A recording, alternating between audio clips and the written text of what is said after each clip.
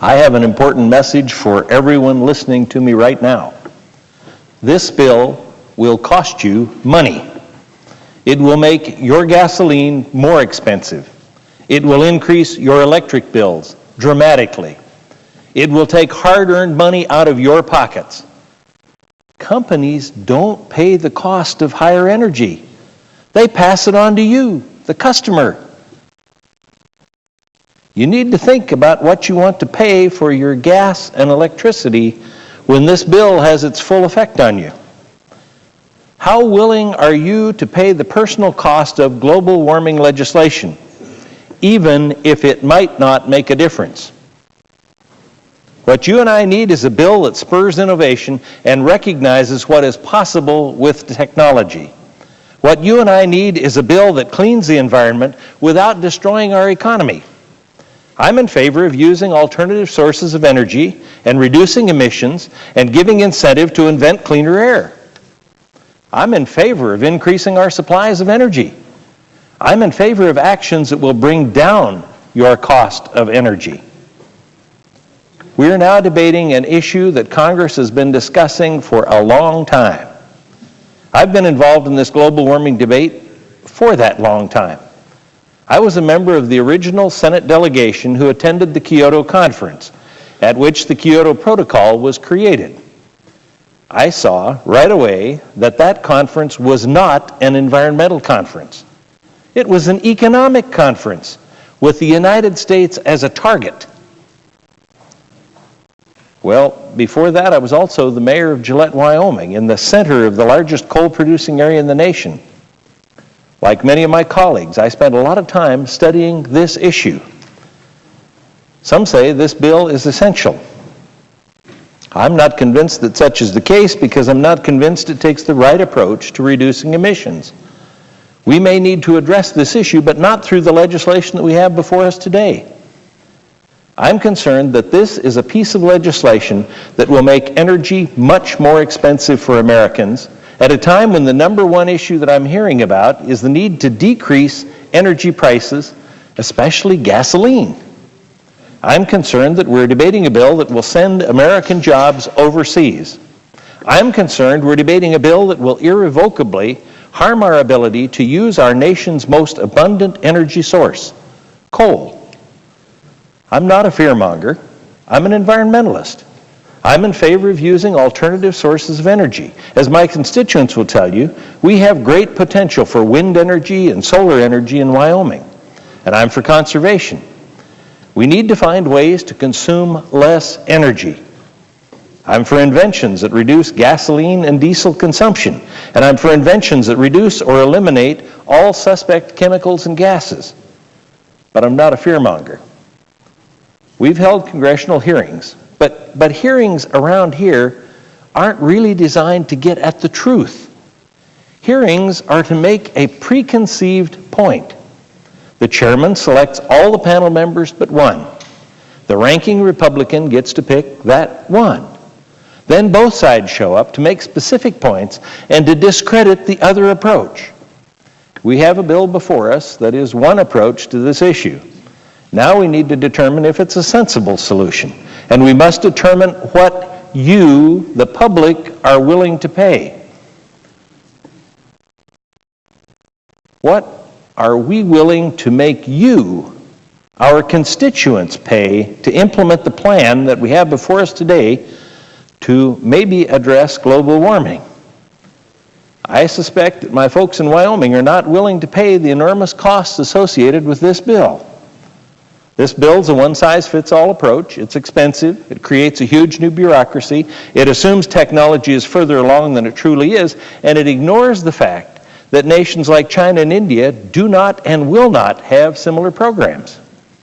What we need is a bill that spurs innovation and recognizes what is possible with technology. What we need is a bill that recognizes that if we want a clean environment, we can't destroy our economy. I figured out when I was mayor of Gillette and we were going to have a coal boom that we could wait to be run over or we could work to realize the benefits from development.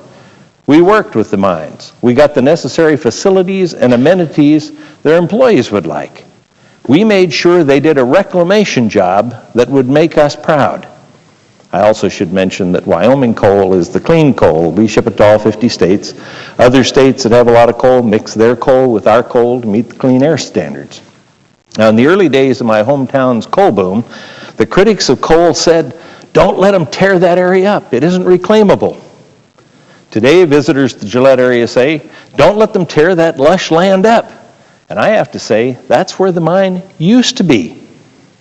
And that area is where the mine is headed. Most of the visitors say, let the mines move ahead if they can improve it like that. Of course, the next generation is going to say, you moved all that dirt and you didn't make a bigger difference than that?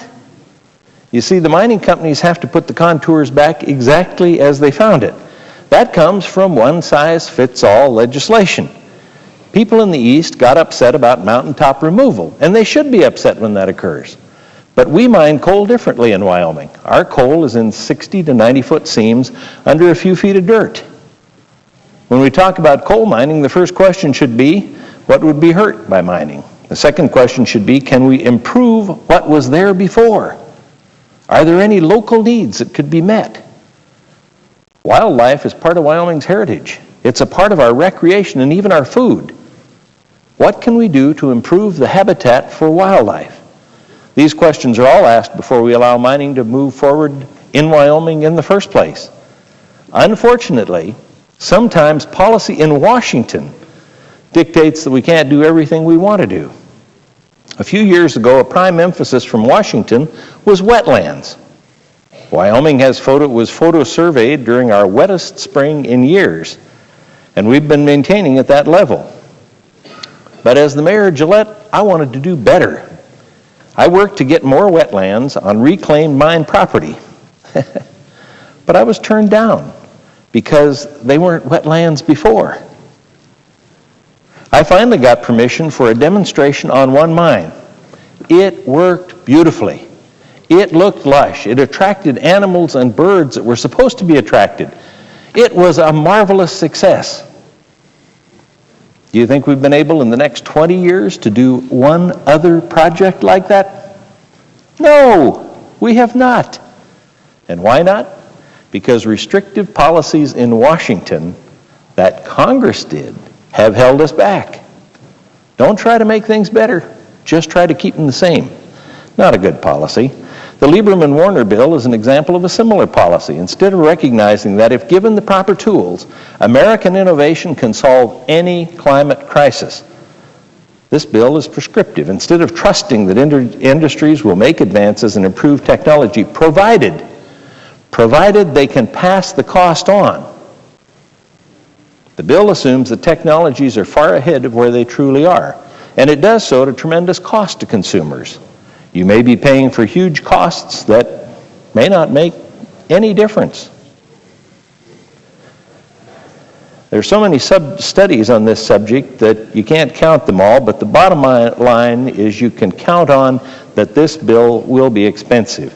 You can explain it any way you want, but this bill will increase the energy costs of all you hardworking Americans. I've heard a lot of my colleagues talk about the struggling middle class. Well, if you implement a policy that will significantly increase energy prices, the middle class will struggle even more. There's a lot of talk about the need for the United States to be the leader on climate policy. People argue that if the United States acts, the world will follow. Europe thinks they're leading. Europe is working to meet the greenhouse gas reduction standard they set up, but they're doing it by shipping their manufacturing to India and China because those countries don't have to meet any sort of standards. I don't want the United States to do the same thing. I want the jobs here. Presidential candidates are complaining about jobs going overseas. Whose jobs will be shipped out because of this bill? I can't support a bill like this that does little to include the developing world in this effort. We've already reduced our logging, and those jobs shipped overseas have almost eliminated the Siberian tiger.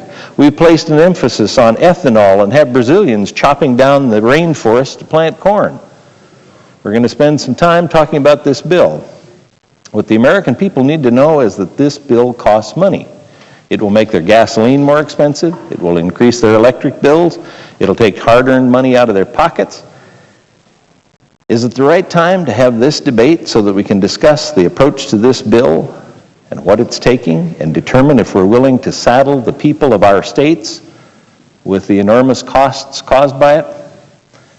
On June 1st, George Will did an editorial in the Washington Post. He exposes the cap and trade policy of this bill for what it is, a carbon tax, but clever and hidden. When I was at the Global Warming Conference in The Hague, the United States was negotiating to get some recognition for the increase in trees in the United States since they absorb CO2 and put out oxygen. The United States has had a significant increase in trees over its history, and studies have shown that trees absorb more CO2 than the people of the United States put out. The other countries wouldn't allow that, since the conference every year is really an economic conference, not an environmental conference. But here's how the cap and trade will work. Actually, here is how the cap and trade will shift wealth. Landowners who have trees on their land can put their trees' CO2 absorption on the market. Can do that right now. Now, these same trees have been absorbing and transforming that the world will not credit. And they'll now be paid to do what they have always done. And you'll pay for it at the gas pump and when you flip the electric switch or when your furnace or water heater come on. Well, that's right. The companies will buy the cap and trade credits for the trees and other absorbers. But you will really pay it because it will be passed on. I want everyone listening to visualize opening their utility bill the month after this bill goes into effect. Can you see your shocked look as the already high bill is now 50% higher? But that's nothing. Visualize how high your bill will go when you really get into the spirit of selling credits. Speculation has driven up the oil costs. Cap and trade will result in speculation as well. You'll wonder what happened to your utility, and they will tell you that Washington foisted this expense on you. Utilities will explain how Congress forced them to buy CO2 credits to stop global warming. If it were a carbon tax, and I am not suggesting any new tax, if it were a carbon tax, it would at least be in proportion to what you yourself used and would be transparent.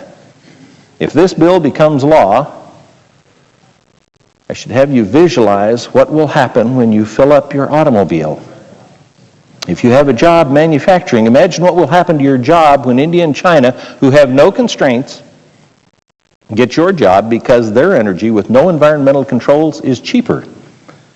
Without a way to increase energy supplies that we rely on every day so that prices will come down, this bill is out of step with the times and will cost you dollars and perhaps your job.